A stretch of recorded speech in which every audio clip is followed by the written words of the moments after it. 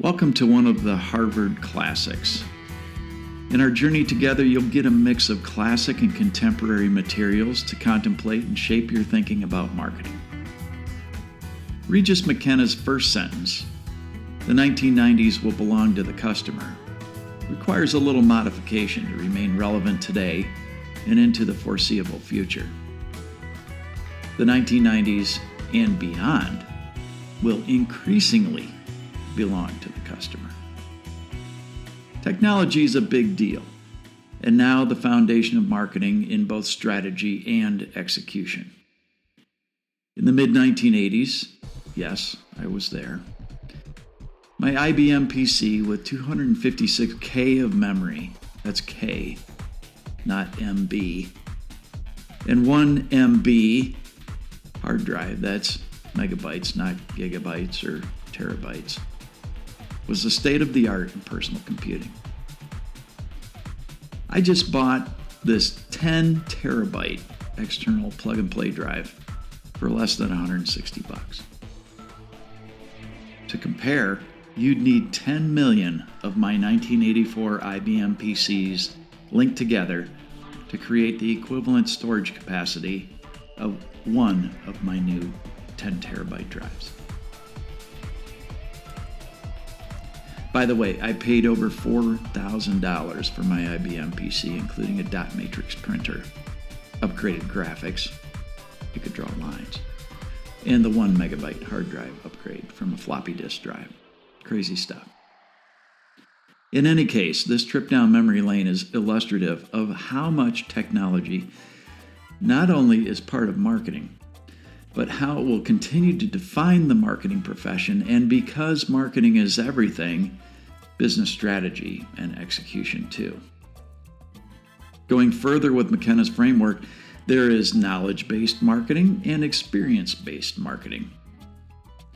Knowledge-based marketing requires the firm master a scale of knowledge across a number of items, concepts, and ideas.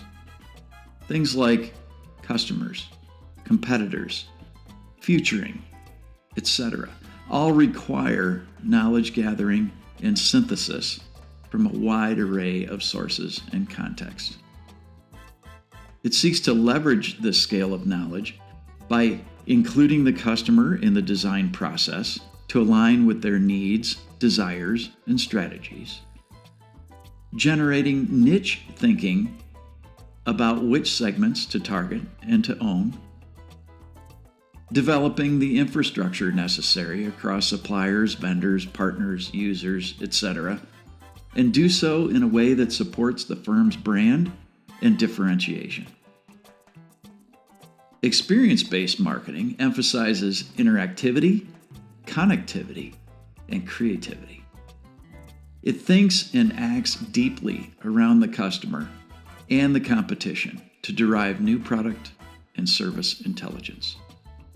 It also leverages ever-evolving technologies to make sense of the massive amount of data generated. Both internal capabilities and external partners are important in the firm's evolution of technology application. This puts marketing in the position of being integrator. In the early 1990s, this was a fundamental shift in the role and purpose of marketing. From manipulation of the customer to genuine customer involvement. From telling and selling to communicating and sharing knowledge. From last in line function to corporate credibility champion. The ethical considerations to make these shifts successful are credibility and integrity in all relationships, including those with employees, with suppliers and partners, with customers, and with other stakeholders like investors and the other publics that can surround a business. Marketing's integration across everything makes marketing less of a function and more of a way of doing business, and it's everybody's job to focus on and satisfy customers. Customer satisfaction is the centering point for the organization. and it's facilitated by good segmentation and targeting of a market segment you can own. Ownership of a market translates to leadership in that market. This means you are the dominant force, finding the delicate balance of being customer-driven and being customer-driving. You are attractive to not only customers, but partners and employees too. And it usually starts with a new way of defining a market by thinking about customer needs and desires. Take the original iPod, for example.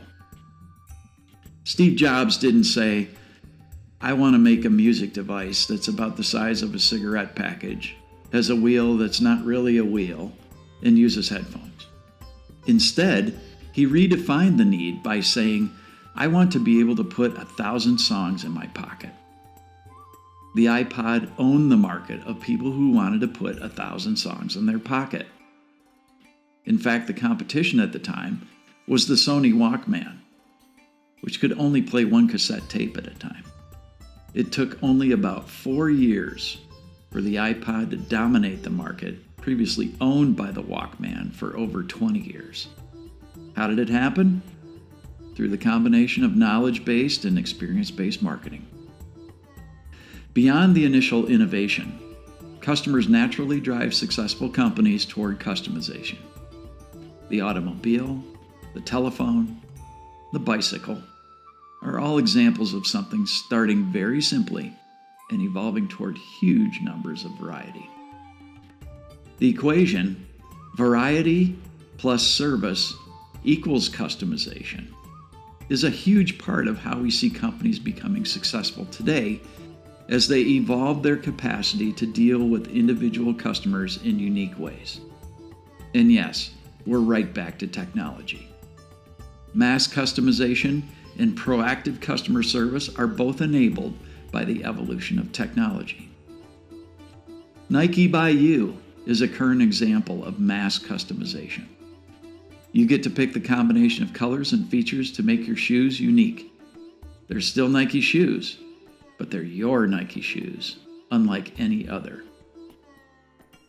So mass advertising is the casualty in this evolution.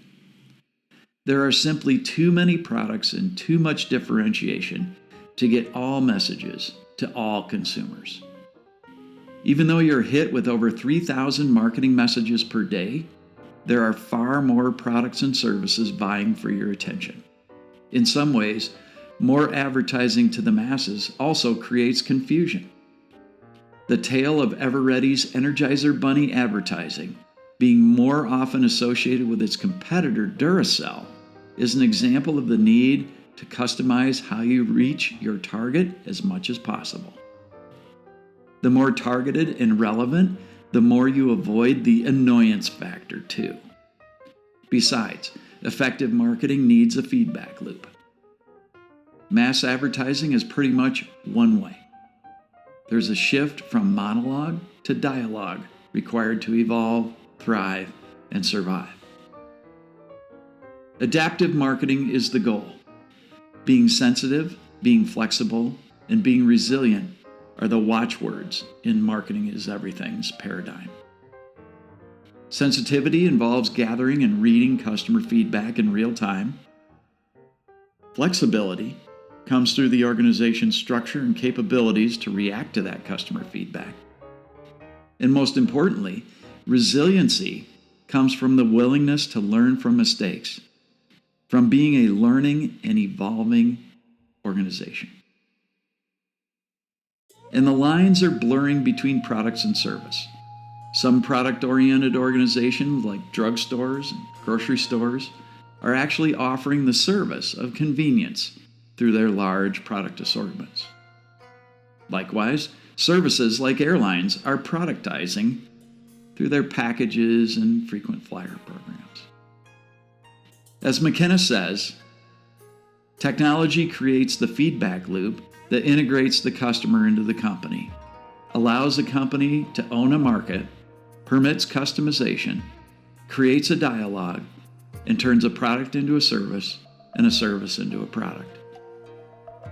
And I'll modify his last paragraph a bit to say in the 1990s, and beyond. The critical dimensions of the company, including all of the attributes that together define how the company does business, are ultimately the functions of marketing collaboration. That is why marketing is everyone's job, and why marketing is everything, and everything is marketing.